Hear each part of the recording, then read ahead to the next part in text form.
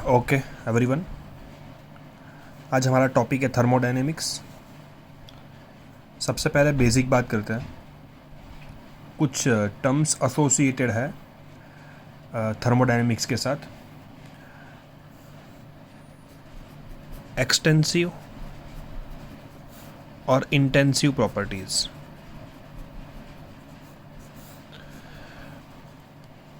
Extensive properties बल के ऊपर डिपेंड करती है, अमाउंट के ऊपर डिपेंड करती है। इंटेंसिव प्रॉपर्टी इंटरनल है, जो कि अमाउंट के ऊपर डिपेंड नहीं करती बट नेचर के ऊपर डिपेंड करती है। जहाँ अमाउंट बोलने की ज़रूरत नहीं है, अमाउंट बेस्ड वो नहीं होता है। इंटेंसिव की बात कर लो तो मोलारिटी है, नॉर्मालिटी है, सब की सब कॉन्सेंट्रेशन यहाँ पर आ जाएगी। ठीक है, मोलारिटी है, फिर नॉर्मालिटी है, उसके बाद कोई भी कॉन्सेंट्रेशन आ जाएगी। अगर आप बात करो डेंसिटी की तो वो भी हो जाएगा intensive. Water, a drop in water, a glass of water has density same. Temperature है, प्रेशर है, फिर मोल फ्रैक्शन है, उसके बाद मोलार एंथैल्पी, बहुत सारी है। ठीक है, मोलार एंट्रोपी भी हो जाएगा। उसके बाद हो जाएगा रिफ्रैक्टिव इंडेक्स, उसके बाद स्पेसिफिक हीट हो जाएगा, उसके बाद विस्कोसिटी हो जाएगा,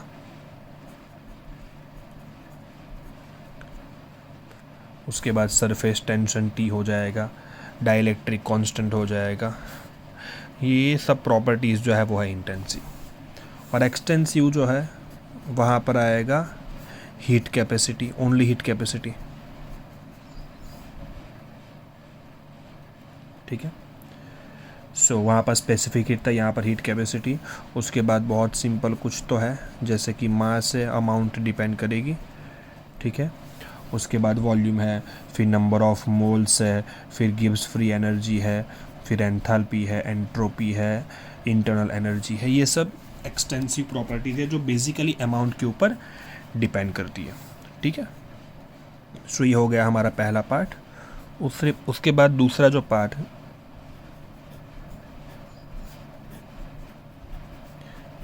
यह स्टेट फंक्शन और स्टेट वेरिएबल। स्टेट और पाथ फंक्शन दो आता है।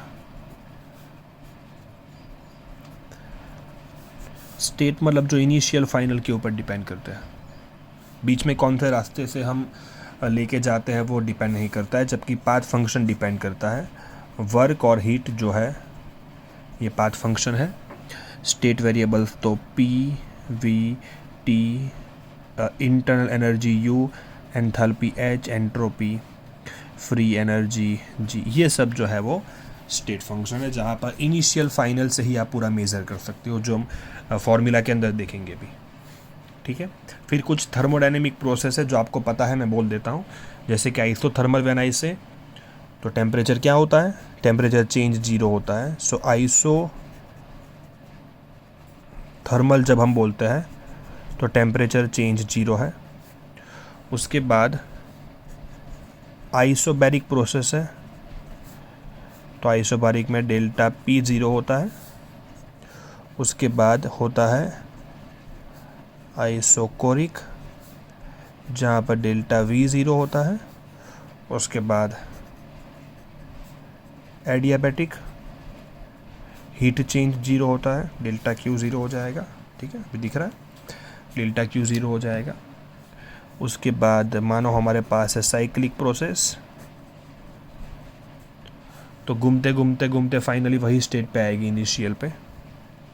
तो इनिशियल और फाइनल ये दोनों कैसे होते हैं, सेम होते हैं। ठीक है, और ये प्रोसेस जब भी आता है तो याद रखो चेंज इन इंटरनल एनर्जी 0 होता है, और दूसरा एंथैल्पी चेंज भी क्या होगा, 0 होगा।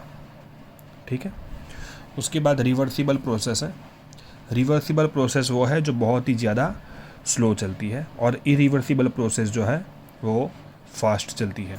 ठीक है, ड्राइविंग फोर्स बहुत कम होता है रिवर्सिबल में, और इरिवर्सिबल में ड्राइविंग फोर्स जो होता है वो बहुत ज़्यादा होगा। इक्विलिब्रियम रिवर्सिबल में हर स्टेज पे एग्जिस्ट करता है, और वहाँ पर इक्विलिब्रियम एग्जिस्ट करेगा सिर्फ इनिशियल और फाइनल पे। रिवर्सिबल में वर्क डन मैक्सिमम होगा। मैं कुछ पॉइंट्स यहाँ पर लिख भी देता हूँ रिगार्डिंग रिवर्सिबल एंड इरिवर्सिबल। ठीक है, रिवर्सिबल जो है ये आइडियल प्रोसेस के अंदर प्रोसेस बेसिकली स्लो है और यहाँ पर फास्ट है। ड्राइविंग फोर्स कम है, ड्राइविंग फोर्स ज़्यादा है, इसीलिए फास्ट है। ठीक है, equilibrium at all stages, equilibrium at initial and final stage. ठीक है, यहाँ पर वर्क डन मैक्सिमम होगा, सो W यहाँ पर मैक्स होगा। ठीक है, यहाँ पर मैक्सिमम नहीं होगा, W is not max. Okay fine, ये प्रैक्टिकली नहीं होता है, ये प्रैक्टिकली यही होता है इरिवर्सिबल। चलो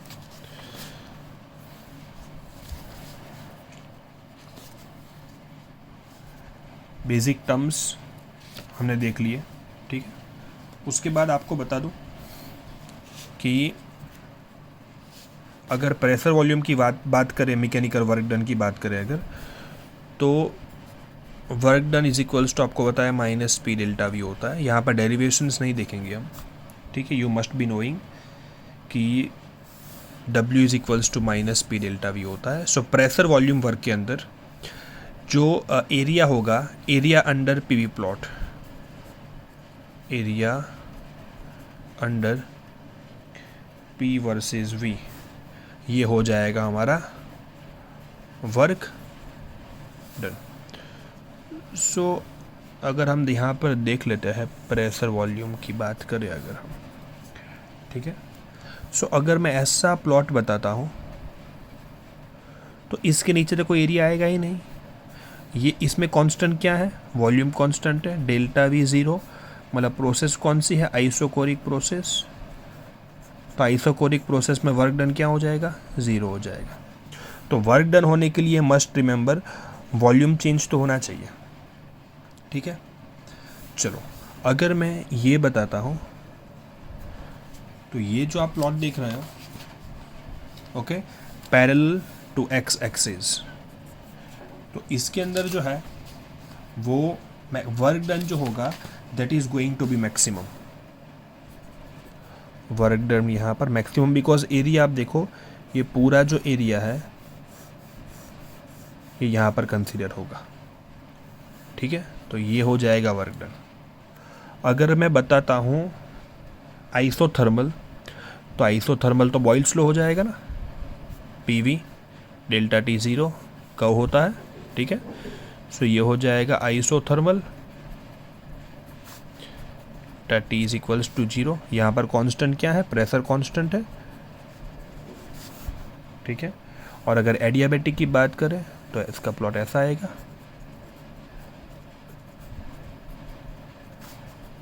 एडियाबैटिक डेल्टा Q ज़ीरो हो जाएगा। तो आपके सामने है सबसे ज़्यादा वर्क डन कब होता है, मैक्सिमम वर्क डन जब डेल्टा P ज़ीरो होता है। दैट मीन्स की प्रोसेस कैसी हो जाएगी हमारे पास, डेल्टा P ज़ीरो का मतलब क्या होता है, आइसोबारिक प्रोसेस। उसके बाद आइसोथर्मल का वर्क डन, उसके बाद एडियाबैटिक का कम हो जाएगा, और उसके बाद आ जाएगा आइसोकोरिक जिसमें वर्क डन क्या होता है, ज़ीरो होता है। समझ में आ गया। अगर मैं आइसोथर्मल और एडियाबैटिक में एक्सपेंशन कंप्रेशन की बात करूं तो ये हमारा पिस्टन है। ठीक है,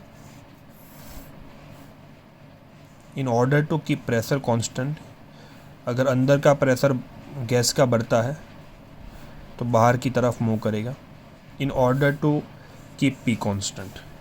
ठीक है, अब